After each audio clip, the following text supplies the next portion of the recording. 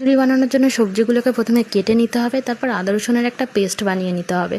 তারপরে 500 চাল, 100 মুসুর ডাল, 150 মুগের ডাল শুকনো কলায় ভেজে 3-4 বার ধুয়ে নিয়ে গরম জলে তুলে দিতে হবে সেদ্ধ হওয়ার জন্য। তারপর একটা কড়াতে তেল গরম করে আলুগুলো ভেজে নিতে হবে, গাজর ও কড়াইগুলো ভেজে ফুলকপিগুলো ভেজে তুলে রাখতে হবে।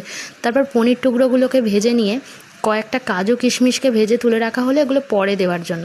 তারপর ফুটন্ত জলটার মধ্যে যাতে চালটা সেদ্ধ হচ্ছিলো একে একে সব সবজিগুলো দিয়ে দেওয়া হলো সেদ্ধ হওয়ার জন্য। তারপর একটা মশলা বানানোর জন্য কড়াইয়ে কিছুটা তেল গরম করে কয়েকটা গোটা গরম মশলা আর পেঁয়াজ দিয়ে 2-3 মিনিট নাড়ার পর পেঁয়াজটা যখন একটু কালার চলে আসবে তখন তাতে 2 চামচ আদা 2 চামচ রসুন দিয়ে নাড়তে হবে 5 থেকে 7 মিনিট। নাড়ার পরে ওতে দিতে হবে 2 চামচ হলুদ গুঁড়ো, 2 চামচ লঙ্কা গুঁড়ো, পরিমাণ মতো নুন আর স্বাদ মতো চিনি। তারপর ওটা নাড়ার পর ওতে কয়েক টুকরো টমেটো আর কয়েকটা কাঁচা লঙ্কা দিয়ে নাড়তে হবে আরও 5 থেকে 7 মিনিট। তারপর 1 চামচ গুঁড়ো গরম মশলা দিয়ে নাড়লাম 5 থেকে 7 মিনিট। তারপর মশলাতে অল্প জল না দিলেও হবে, দিলেও হবে। সেই মশলাটা তৈরি হয়ে গেলে সেটা দিয়ে দিতে হবে সেদ্ধ করা চাল ডাল সবজির মধ্যে। তারপর ওর মধ্যে দিয়ে দিতে হবে ভেজে রাখা পনির ও কাজুগুলো, আর শেষে 1 চামচ ঘি দিয়ে নামিয়ে নিলে রেডি খিচুড়ি।